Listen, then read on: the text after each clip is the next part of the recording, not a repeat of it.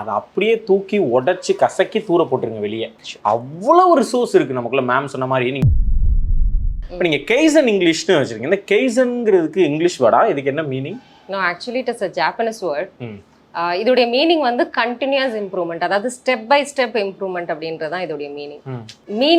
மீனிங்க்கு ஏற்ற மாதிரி தானே நம்மளுடைய லைஃபுமே வந்து நம்ம ஒன்ஸ் வந்து ஜாயின் பண்ணுறோன்னா அது ஸ்டெப் பை ஸ்டெப்பாக தான் வந்து நம்ம வந்து போக முடியும். எடுத்த உடனே ஒன்று நம்ம அச்சீவ் பண்ணணும் அப்படின்னா we cannot build Rome in a day அப்படின்னு சொல்ல முடியாது. Rome was not built in a day. சமீபத்துல கூட ஒரு வீடியோல நான் இத சொல்லியிருந்தேன்.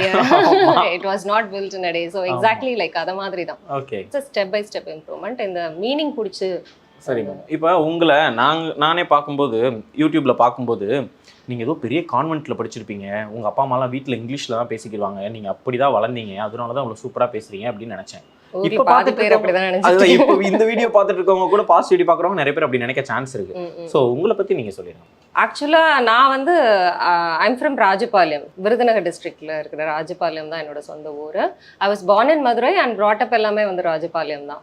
எனக்கு வந்து ஸ்கூலிங் முடித்தோடனே மேரேஜ் ஆயிடுச்சு வீட்டில். ஸோ அதனால வந்து எனக்கும் வந்து கற்றுக்கணும், நிறைய வந்து ஹையர் ஸ்டடீஸ்லாம் பண்ணணும் அப்படின்னு ஆசை. பட் ஃபேமிலி சர்க்கம்ஸ்டன்சஸ்னால வந்து எனக்கு ஏர்லியராக மேரேஜ். அப்போ இந்த மாதிரி வந்து காலேஜ் போறவங்களை பார்க்கும்போதே நமக்கு ஒரு ஏக்கம் இருக்கும். அவங்க எல்லாம் சொல்லும்போது வைவான்னு சொல்லுவாங்க, அந்த காலேஜில் நடக்கிற இது எல்லாமே நம்ம சொல்லும்போது ஓகே இதெல்லாம் நம்ம வந்து அனுபவிக்கல. ஸோ வந்து அப்போ நம்ம ஸ்கூல் எடுத்த உடனே நான் வந்து ஸ்கூலிங் முடிச்ச உடனே எனக்கு வந்து ஒரு நர்சரி ஸ்கூல்ல வீட்டில் இருக்கிறதுல எனக்கு அந்த அளவுக்கு உடன்பாடு இல்லை. Because I have to support my family. I was the only bread winner of my family. So அதனால வந்து நான் ஒரு பக்கத்தில் இருக்கிற ஸ்கூல்ல என்னோட ஃப்ரெண்டோட அம்மா என்னை வந்து ஸ்கூல்ல ஜாயின் பண்ணி விட்டாங்க டீச்சரா. அப்போ அவங்க ஒரே ஒரு விஷயம் தான் சொன்னாங்க, எங்களுக்கு வந்து நிறைய பிஜி கேண்டிடேட்ஸ்லாம் நிறைய வெயிட்டிங்கில் இருக்கிறாங்க, இருந்தாலும் உங்களுக்கு இந்த ஜாபை நாங்கள் கொடுக்குறோம், நீங்கள் வந்து ப்ரூவ் பண்ணி காட்டுங்க அப்படின்ற மாதிரி. இது நடந்து எத்தனை வருஷத்துக்கு முன்னாடி?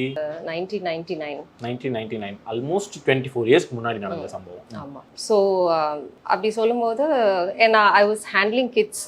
அப்போது கேஜி கிட்ஸ் தான் வந்து ஹேண்டில் பண்ணிட்டு இருந்தேன். அப்போது ஒரு ஃபர்ஸ்ட் ஸ்டாண்டர்ட் செகண்ட் ஸ்டாண்டர்டுக்கு ஏதாவது ஒரு சப்ஜெக்ட் நம்ம போக வேண்டியது இருக்கும். அப்படி போகும்போது அங்கே ஒரு ஆங்கிலோ இண்டியன் வருவாங்க, இங்கிலீஷ்க்குன்னு ஸ்பெஷலாக ஒரு ஆங்கிலோ இண்டியன் டீச்சர் வருவாங்க. ஸோ அவங்க வந்து எங்களோட ப்ரொனன்சியேஷன்லாம் கரெக்ட் பண்ணுவாங்க. நயன் அப்படின்னு சொல்லக்கூடாது, இட்ஸ் நைன் அப்படி சொல்லுவாங்க, அந்த மாதிரி சொல்லுவாங்க. ஸோ இதெல்லாம் பார்க்கும்போது ஒரு இங்கிலீஷ் மேலே வந்து ஒரு இன்ட்ரெஸ்ட் வந்தது, நம்மளும் இந்த மாதிரி வந்து பேசணும் அப்படின்னு சொல்லிட்டு. நிறைய பிஜி முடித்தவங்க தான் வந்து போஸ்ட் கிராஜுவேட்ஸ் தான் அங்கே இருப்பாங்க. ஸோ அவங்களோட கம்பேர் பண்ணும்போது I have completed just +2 that time. So அப்படின்னு சொல்லும்போது செல்ஃப் லேர்ன் பண்ணிக்கணும், நம்ம எப்படியாவது நம்ம வந்து இங்கிலீஷை கற்றுக்கணும் அப்படின்ற இன்ட்ரெஸ்ட்டில் கற்றுக்கிட்டது தான். கேட்டு ஒவ்வொருத்தவங்கள்ட்டையும் கேட்டு இது சரியா இது கரெக்டா அந்த மாதிரி வந்து கற்றுக்கிட்டது தான். பிளஸ் அப்பெல்லாம் வந்து இந்த மாதிரி இப்பதான் நமக்கு நிறைய ரிசோர்சஸ் இருக்கு, எக்கச்சக்கம். இப்போ கத்துக்கணும்னா எப்படி வேணாலும் கத்துக்கலாம் ஈஸியா, இப்படின்ற வித்தின் ஃபிராக்ஷன் ஆஃப் செகண்ட்ல நமக்கு ஆன்சர் வந்துரும். அப்பெல்லாம் வந்து ஸ்டூடெண்ட்ஸ் நம்ம கிட்ட ஒரு டவுட் கேட்டாங்கன்னா அப்படி ஒரு மாதிரி கில்ட்டா இருக்கும், ஐயோ இது கூட நமக்கு தெரியல, ஸ்டூடெண்ட் நம்ம கிட்ட கேக்குறாங்க, நமக்கு இதுக்கு ஆன்சர் என்னன்னு தெரியலையே அப்படின்னு சொல்லிட்டு போய் டிக்ஷனரி ஒரு நாள் ஃபுல்லா உட்காந்துட்டுலாம் டிக்ஷனரியில சர்ச் பண்ணி வேர்ட்ஸை வந்து ஃபைண்ட் அவுட் பண்ணதெல்லாம் உண்டு. ஓகே. ஸோ அந்த மாதிரி கற்றுக்கும்போது இப்போ வந்து நம்ம போனோன்னா கூகுளில் டைப் பண்ணோன்னா அந்த வேர்டோட மீனிங் வந்துடுது, அதை நம்ம ஈஸியாக லேர்ன் பண்ணிடுறோம். வென் கம்பேர் டு திஸ் நம்ம ஏர்லியர் டேஸில் நம்ம கற்றுக்கிட்டது தான் ஒரு பெரிய வரப்பிரசாதம்னு நான் சொல்ல வருவேன். ஏன்னா டிக்ஷனரியில் நீங்கள் தேடும்போது you will get to know a lot of vocabularies. Not only that, நீங்கள் எதை தேடுறீங்களோ அது மட்டும் கிடையாது, உங்களுக்கு நிறைய ஆப்பர்ச்சுனிட்டிஸ் அதோட சேர்ந்து இருக்கிற நிறைய vocabularies, நம்ம மல்டிபிள் வேர்ட்ஸ் வந்து கற்றுக்கிறதுக்கான ஆப்பர்ச்சுனிட்டிஸ் இருக்கும்.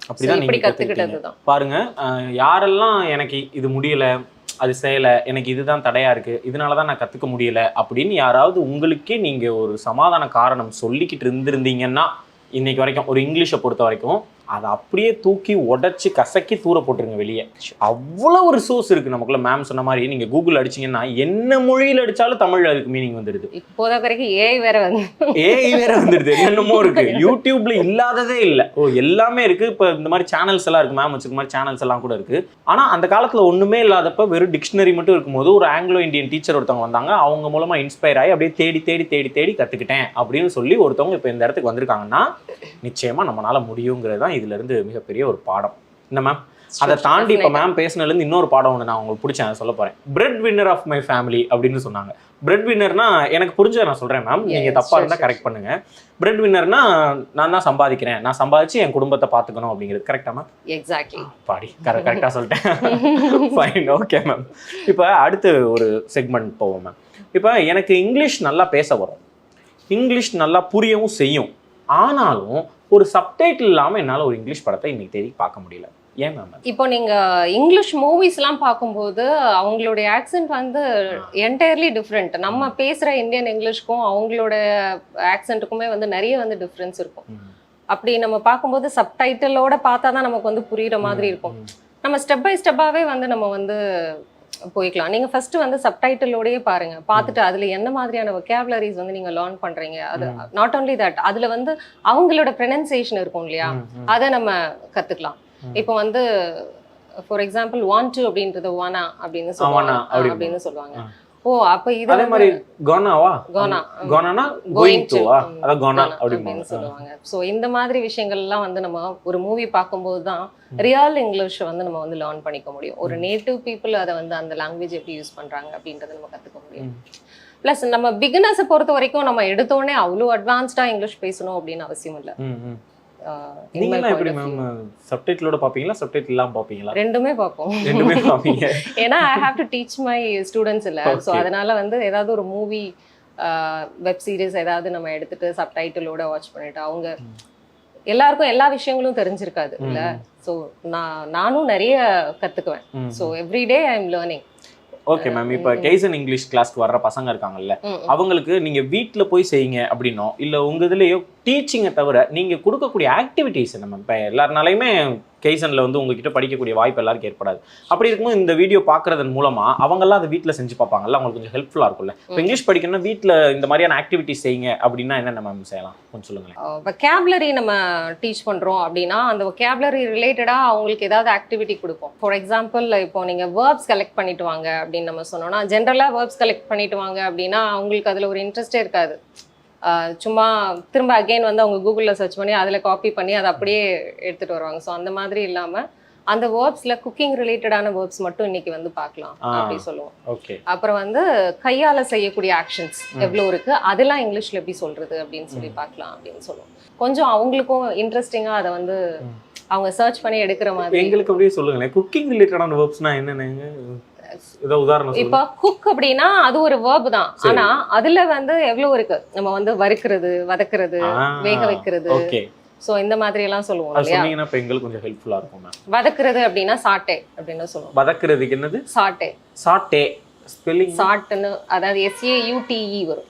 SAUTE சாட்டே. சாட்டே சரி அப்படின்னு சொல்லுவோம். அதே மாதிரி கொதிக்க வைக்கிறதுக்கு பாயில் அப்படின்னு. பாயில். Boil okay. அதே மாதிரி ஃப்ரை.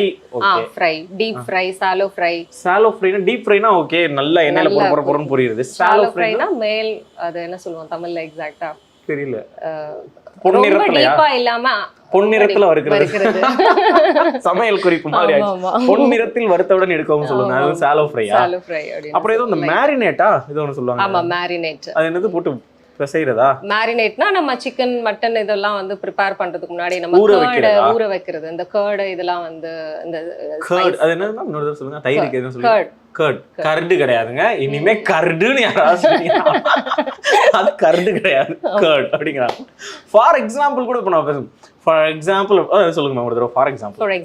ஃபார் எக்ஸாம்பிள் அது நம்ம சொல்லணும்னு நினைச்சு சொன்னாதாங்க நமக்கு வருது. அவ்வளவு பெரிய ஆளெல்லாம் கிடையாதுங்க. நானும் வந்து ஒன்னொன்னா வந்து இந்த மாதிரி ரிப்பீட்டடா கூகுள்ல போட்டு சர்ச் பண்ணி அதோடைய இதை நம்ம வாய்ஸ் எல்லாம் வந்து நம்ம கேட்டு நம்ம அதுக்கப்புறம் அதை ரிப்பீட் பண்ணி அந்த வாய்ஸ் ரெக்கார்ட் பண்ணி நம்ம கரெக்டா சொல்றோமான்னு கேட்டு இதெல்லாம் பண்ணி தான் நம்ம கிளாஸஸ் கொடுக்க முடியும் வீடியோக்கு. ஸோ இப்படி கத்துக்கிட்டதான் நான் ஒன்றும் அப்படியே வந்து எடுத்தோடனே சூப்பரா கத்துக்கிட்டது. அந்த மாதிரி எல்லாருமே கத்துக்கலாம்.